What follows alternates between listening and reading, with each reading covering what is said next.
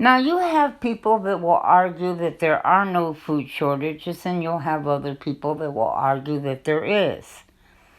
And I argue that we should take it to God and ask Him what should we be doing, and then we should be willing to do what He tells us that we should do.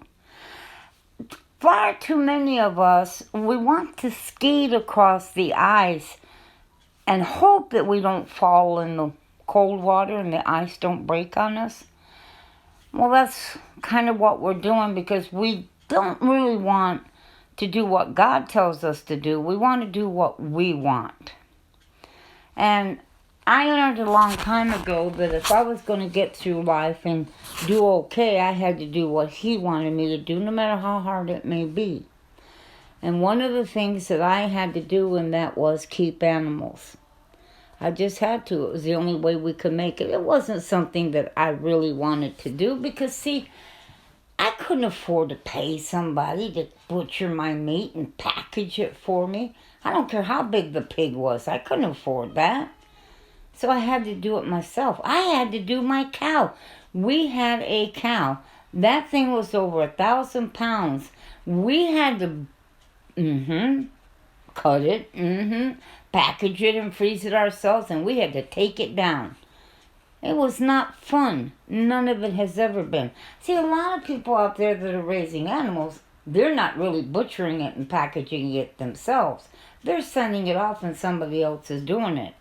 Now, we're all different, but what if God told you you have to do that yourself? Because you need the other money for something else. See, we have to be willing to actually listen to what He really tells us to do. And we also have to be willing to let Him guide us in what is really food. We've got people that are running around saying there is no food shortages, and others that are saying there is food shortages. Well, I have asked myself the question, if you have children and the schools will allow your kids to have breakfast and lunch there, then you only have to worry about one meal a day. Pretty good. Well, but see, people say, well, my kids don't like what the school serves. Well, my mom always said, you eat what's given to you and be thankful for that. I think we're missing that today. Maybe that's why we're in such dire problems in this country, because we became so ungrateful. Now, I know a lot of people, when they go shopping, they look at something like this and they call this food. I don't. This is not food to me. And this is one of the reasons why people's grocery bills are so high, because they're really not buying food, okay? Food is expensive enough. Junk even doubles and triples your bill. I won't say your grocery bill, because I don't consider those things grocery. It's just junk food. It's quick stuff for you to throw together with a piece of meat and make you feel like you've actually made dinner when you didn't. Now, this is another thing. Luncheon meat. This is something quick. Your kids can throw on 2 pieces of bread and eat it, and it fills them up. And you don't have to worry about dinner. Because when you get home, the kids are like, oh, I'm not hungry. I had a bag of chips and a bologna sandwich. Yeah. See, why do you think McDonald's and Chick-fil-A? Have you ever seen the lines? People say that this country is hurting. Really, I don't think so. I mean, look, if you can afford Red Baron Pizza, Chick-fil-A, and McDonald's, see, the thing of it is they take these places and that is their food. It's their dinner. This stuff right here that you're looking at, people are buying this because they're serving it for lunch, or they're serving it for dinner on Saturdays and Sundays, and even weeknights.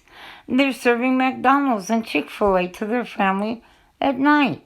They're serving this to their families at night, and sometimes even for breakfast, because the little darlings don't like what's being served at school. So the parents say, well, okay, I'll get you some Jimmy Dean's, or I'll get you some pancakes, or Eggos, let go of my waffle or something, and you can just heat it up in a little toaster. Yeah, and, more money being spent. on something that is not food. You know, pancake mix in the box is not food.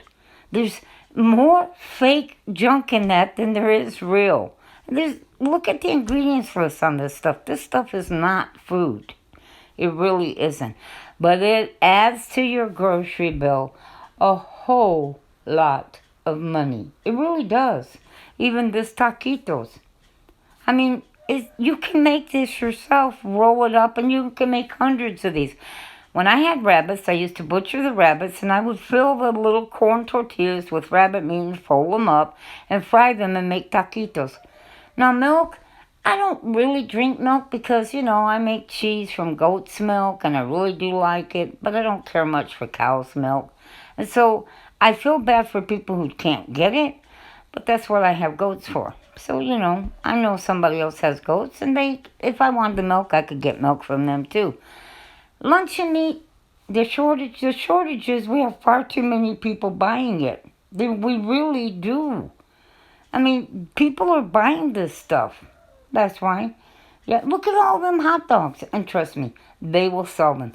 I went into a Walmart and I seen the biggest cooler of hot dogs I've ever seen in my life, and people were buying them like crazy. And I'm sitting here going, oh, okay. Now this is a shocker to me. $10.99 for eggs. Are they crazy? Have they lost their mind? They want to call it organic? What, because they say look at this, Impossible.